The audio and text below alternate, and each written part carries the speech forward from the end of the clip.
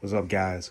So I was asked by a frat brother on here by the name of Bill Chandler, um, do I like supersets or do I advise supersets?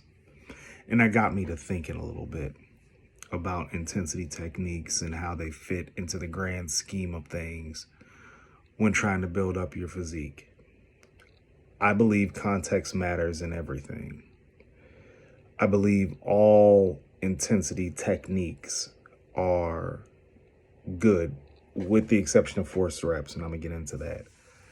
Um, but it really depends upon when and where and why you're using them.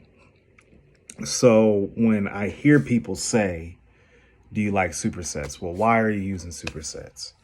I used one the other day for my back day, and I made a YouTube video on it. I used a superset because I was in a time crunch. I woke up late. I had to be somewhere at a certain time. I had to go and take care of some business. So I really only had about an hour, maybe a little bit over in the gym. So I went ahead and used that hour efficiently. So instead of keeping two movements separate, I combined them. Okay. So in that context,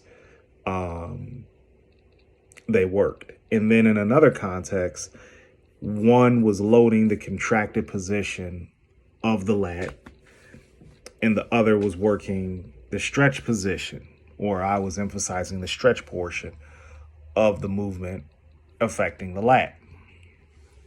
So there's that context.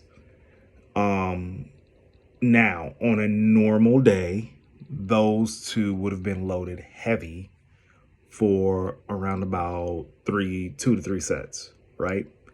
That's my preferred method of training when you're trying to put on size, improve a body part, because if you have a weak body part, if you have a poor mind muscle connection, if you get tired easy, supersets, giant sets, drop sets, compound sets, those things they're not effective. I'll just say it like that. They're not effective. Forced reps. I, under no circumstance, recommend forced reps.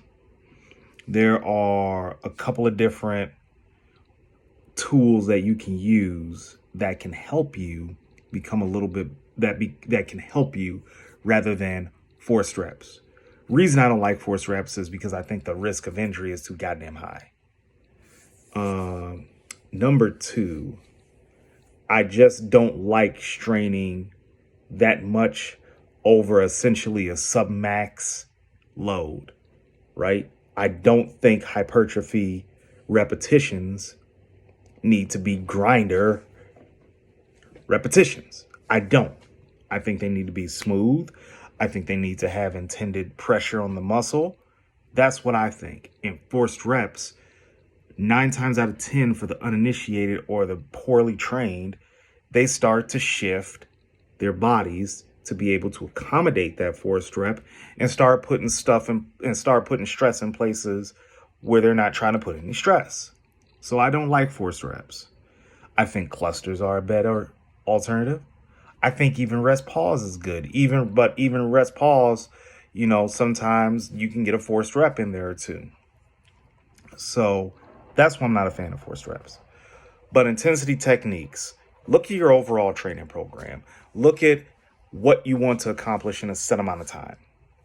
And then sprinkle those intensity techniques in. A lot of people who try to lose weight try to go in with giant sets, drop sets, and all that when they're going home and eating a fucking pizza. So nutrition matters as well. So I say all that, excuse me. I say all that to say, look at what your training program is. Pick your appropriate intensity technique. Keep it in there. Don't switch it up, because these can drain you very easily. Very easily. So when you're doing these, be aware that you may not be 100% for your next training session if you do train that next day. So stick with the technique, throw it in, and keep it pushing. Rest pause and drop sets work very well for back, whereas I think clusters work very well for your pushing muscles like your chest and your legs. Okay? Well, that's all we got, man. If you got any questions, please comment below. If you disagree with me, agree with me, let me know.